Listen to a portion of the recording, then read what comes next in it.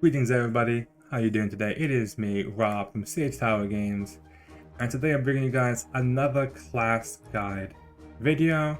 This should be the last one for the Advanced Player's Guide, and this is the Swashbuckler.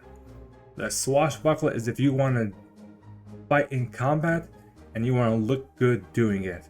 You want to do daring deeds of either verbal battle or tumbling and acrobatic styles. This is not your like a fighter which does a lot of damage just straight through. This is a lot more of a nimble, almost roguish type character. As you can see, we have the picture of the iconic Swashbuckler drill for Pathfinder, and let's hop into it as we always do. So for those of you that are not aware, Archives of Nethys is my main way to kind of present this information to you guys. If you do not use it, I suggest you have it bookmarked. It is the best site for any Pathfinder or Starfinder information that you can need ever. So, the key point for Swashbuckler before we get into the actual thing is that in 1E, Swashbucklers had Panache points. It was these points that they could use to do various deeds, various stunts. They also did more damage as long as they had Panache in their pool. So in 2nd edition, to kind of clean it up a bit and make it more of a simpler game, they removed the idea of Panache points and instead made Panache more of a state of being. Panache was, so now you do things that can kind of give you Panache, and then while you have that, you can either do certain things, or more importantly, you have what's called finishers, which kind of are these special moves that they burn your Panache, but they either do more damage or do something. So let's hop into it. Alright, first thing we see here, dexterity based class makes sense. They finesse weapons. They're, like I said, they're kind of almost like a little bit of a rogue type character. 10 plus your con, so they're definitely designed to kind of be up in the fray and take some hits. And here they kind of explained, well, I kind of explained finishers. These moves you usually have to have Panache, and you lose it after you do it. They usually also have some effects that will apply even on a fail. So even if you fail the attack, you still get something out of it. Flourish, same thing for those that are new. The Flourish is a word they use. You can only use one Flourish ability per turn. And the stance, similar, is a stance you can just kind of get into that kind of gives you different effects. Scrolling down, expert in perception, trained in acrobatics makes sense.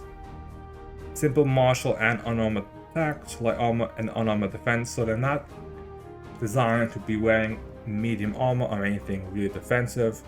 They're definitely more based on their dexterity, maybe even a hit and run type style. So right here, confident finisher is kind of your first finisher that you gain at level 1. You make an attack that pierces your foe's defenses, make a strike with the weapon, and apply your precise strike damage, where if you fail, it does half of the precise strike damage. You'll see, it says it down here, but you can see up here in the actual chart, your precise strike is 2d6. So basically, you can gain Panache, which we'll go over in a bit later, and then you can use the finisher, which is basically to do one attack with an extra 2d6, and even if you miss, you do half whatever you rolled. So you still get some damage. Panache. So this is what they kind of say on how you kind of, that state of flair that you have as a swashbuckler. You gain Panache by either performing the skill check associated with whatever your that might do it, including like so here additional actions determined by your style, or that have a bit of flair, like tumble through, anything that the GM kind of decides is worthy of it. So if it's something that's they used to kind of have that similar concept in 1E, where if you did something worthy of like cool, you could gain points for it. So here it's the same thing. So if it's like, they even mentioned here, but to swing on a chandelier or sliding down some drapes, essentially you basically doing cool stuff can put you in Panache as well as your default, whatever your style says to do it. Not to kind of lose out on it. While you have Panache, you do have a speed bonus, +5, and you get a +1 checks to your tumble through checks, and any actions that give you Panache due to your style. So you can kind of get a bonus to whatever your specific skill is. For Precise Strike, we talked about it, is the 2d6 damage you gain. You also do 2 additional damage just straight up on any hits. So if you have Panache and you attack, any attacks you do have +2 damage. But you can do a finisher to get that 2d6 hit. And you can see increase amount of damage on an additional strike and number of additional dice by 1. So basically at 5th level it's 3 damage and 3d6 and so forth and so forth. So you gain some extra damage. The style, we'll go over that in a second, kind of different ways to build the Swashbuckler. And then the Feats, Fortitude, this is another point to stand out, the Riposte.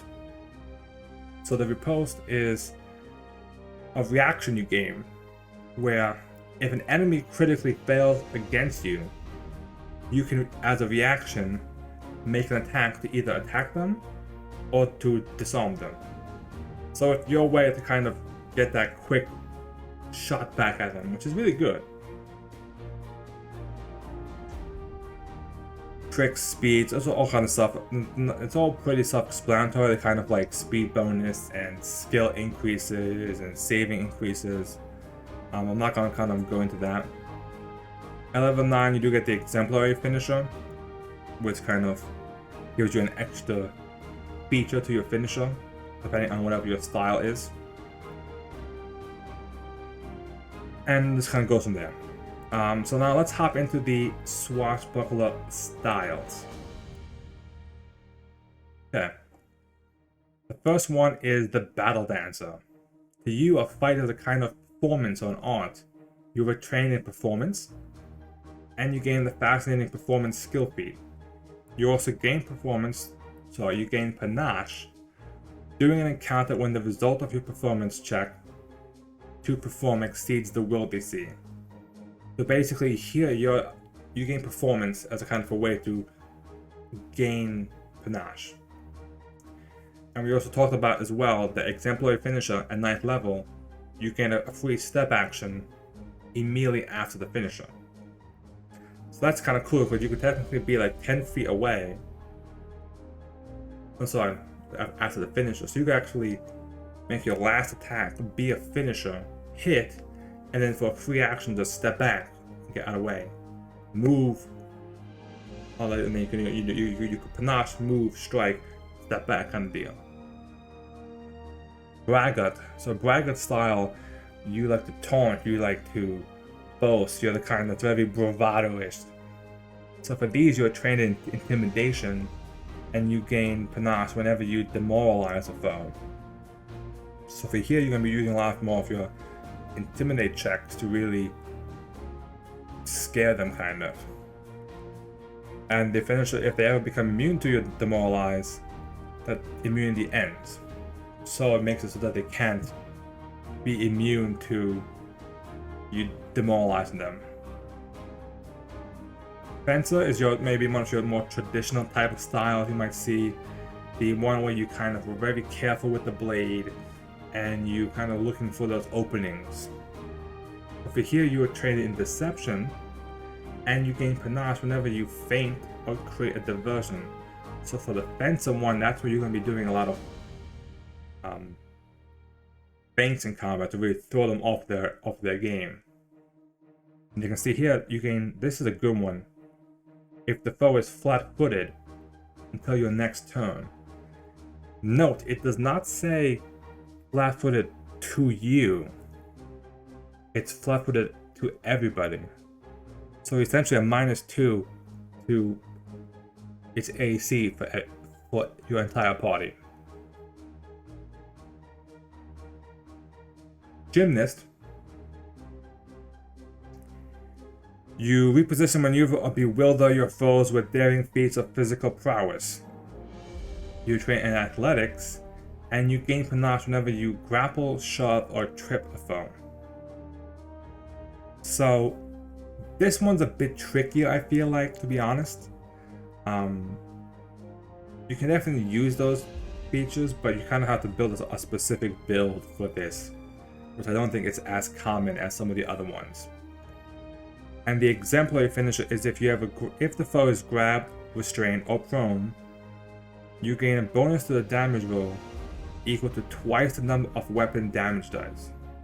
So, at level 9, you should at least have a striking rune on your weapon. So you should probably be doing at least 2d something. So it'll be an extra 4 damage, essentially to anybody who's prone, grabbed, or restrained. Not bad. Wit, let me actually for you guys pop this up so you actually can see it.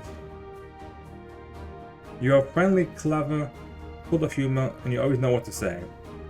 You are trained in diplomacy and you gain the Bon Mot skill feat. You gain Panache whenever you succeed with Bon Mot. And here they take a -2 to their attack rolls until the start of your next turn. Here you notice it does say against you, so it's just against you specifically. So you see right there you have 5 different styles.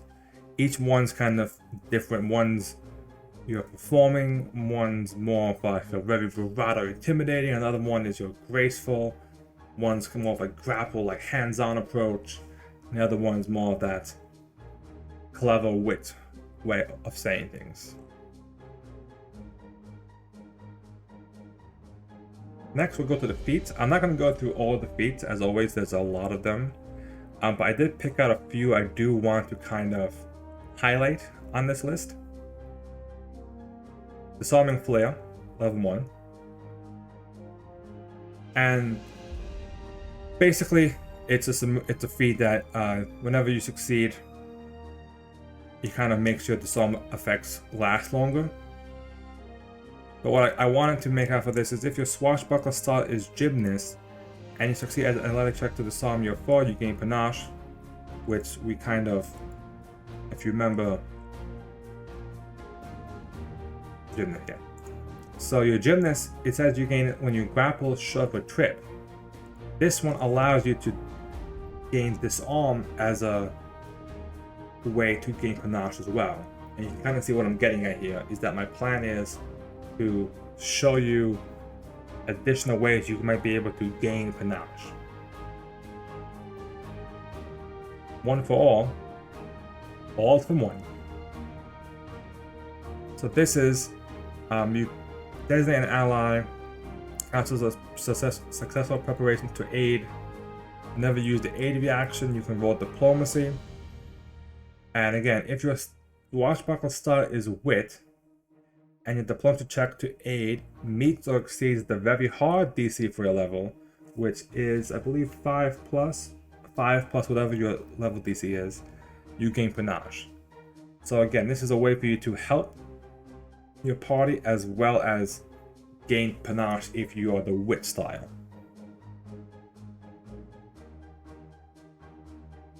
After you is an interesting one. whenever you're about to roll initiative, so any combat, you choose to automatically go last. You gain Panache. It's a great for you to start the battle with Panache without having to waste an action doing it. It does put you at the end, which can be bad, but it's not, not the worst thing to have to do. But at least you automatically start with Panache. You can kind of do whatever you need to do, or maybe you need that speed bonus quickly. So that's another way to gain Panache, and this is not style specific. This is for anybody. Finishing follow through. So this is if you kill somebody, you gain Panache. So basically, whenever you use that finisher move and you do the damage, you lose Panache. But if that move actually damages enough to kill the person, you gain Panache right back.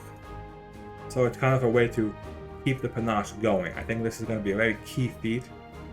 They usually do it in the other one as well, where like if you kill a target or if you did a crit, you usually gain your Panache. That was back in 1.8.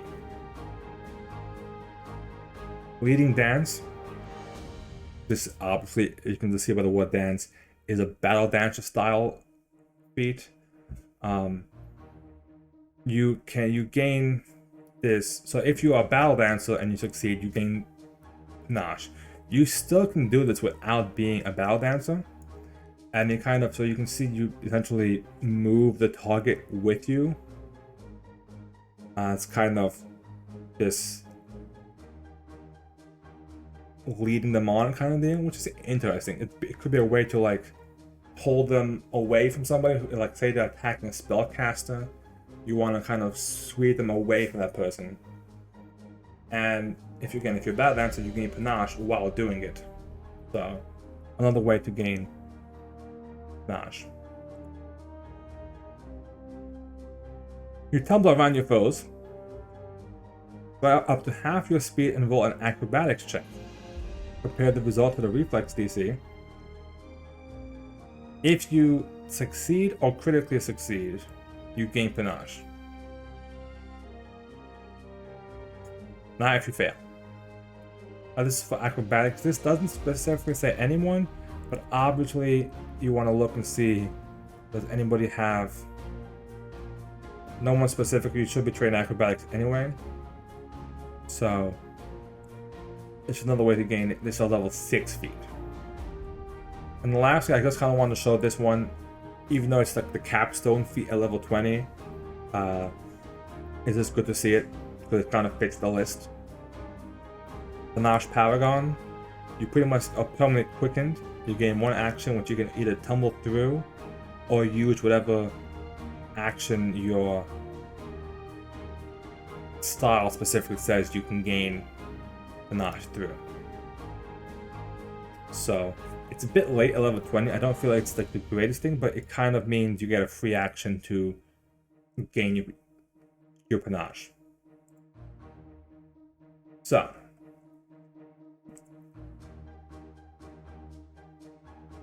with that, what do we think about the Swashbuckler? Now, the one thing you might notice about this is that you're going to be using a lot of your actions in combat doing something like this, either doing your performance check, doing whatever action you need to gain Panache. The problem with this is obviously if you fail, you either have to spend more actions or change your turn. So you're really dependent on gaining Panache, and that's why I kind of wanted to highlight the different ways to gain Panache. There's a bunch of other stuff on the feat list which kind of gives you different utilities, but I wanted to highlight different finishers as well. But I kind of wanted to highlight the ways to gain Panache. So you can see Battle Dancer, Gymnast, and Wit each have one feat that specifically gives them Panache, as well as there's a few other feats that can give you Panache just from other things, either going last in combat, or killing somebody, or just doing a cool acrobatics check. So this might hurt action economy in the long run, because you have to always spend an action to essentially gain Panache. You kind of have to think about how you want to do it, and you don't lose it until you use your finisher, but your finisher is like your main bread and butter. Yeah, you gain the extra like 2 damage, 3, whatever, up to 6 damage on every hit, but your finisher is kind of like your big hit. And for instance, just to hop it in, if you go to level 18, the lethal finisher, this is, you make an attack, and then instead of taking whatever your precision damage is, which in this case is 6d6, you make them roll a fortitude save. If they fail, they do 12d6. If they critically fail, they do 18d6. So you can see the damage can spike at high levels a lot.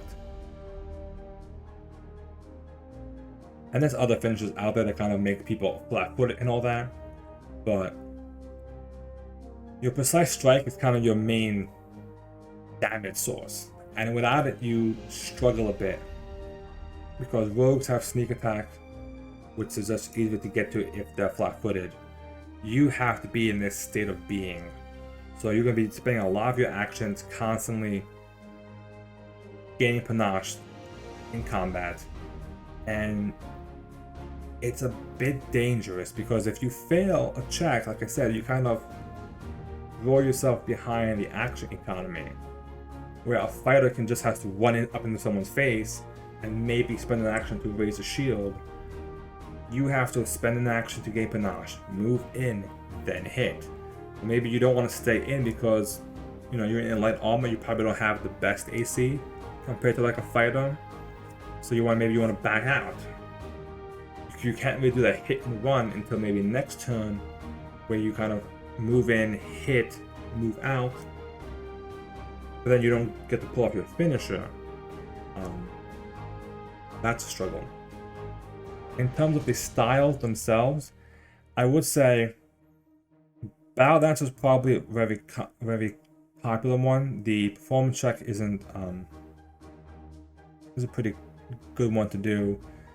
You get the fascinating performance, you get the chance to fascinate a target, and just having this as a thing I think is really helpful, because it means you can run in, hit the enemy, gain your finisher, step out. Now if that enemy doesn't have a reach, they have to spend 1 action to move to get to you, and that's 1 less attack that you would have taken if you had stayed there. So obviously if the enemy has reach, it doesn't help you, but the fence I think also is really powerful.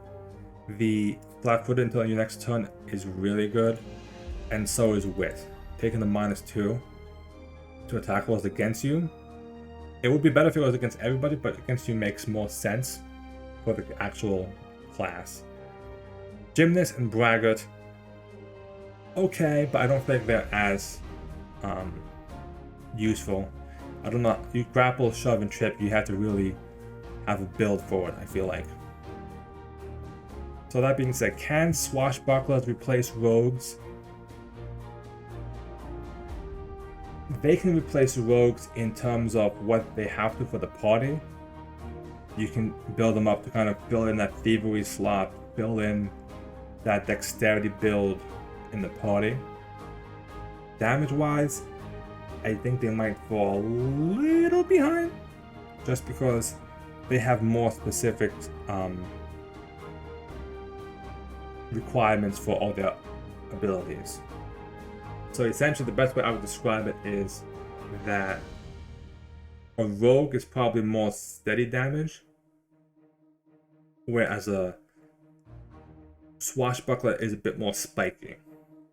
Swashbuckler can probably pump out more damage when you get the finishers going, and can do all the other stuff they can do, but rogues they don't have as much of an issue with it. You'll also notice rogues only have 8, so the rogues are a little less HP than a swashbuckler, so keep that in mind as well. If you guys are playing swashbucklers, post in the comments down below what kind of build you guys like, what kind of what style you kind of went for, and what your thoughts were on the changes. If you guys have played a swashbuckler in 1E, tell me if you like the change from the idea of a panache pool to this panache state of being. And if you like it, again, definitely comment down below. I want to see what people's thoughts are on 2E. That being said, this should conclude my class guide videos for the advanced players guide. We'll move on to the base classes next, kind of work our way back a bit, if you will, and we will start to tackle those. I will make sure that you guys do like, comment, and subscribe down below to catch all my videos. If you are interested in learning more about Pathfinder 2E, there'll be plenty of videos on the channel, as well as 2 different live playthroughs.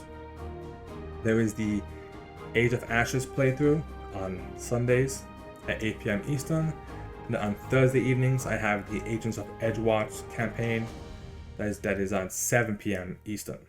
So if you want to see some Pathfinder live in action, or if you have any questions you want to ask me live in person, just hop into the channel. You can catch me on YouTube, on Twitch, on Facebook, all Sage Tower Games. So be sure to check it out.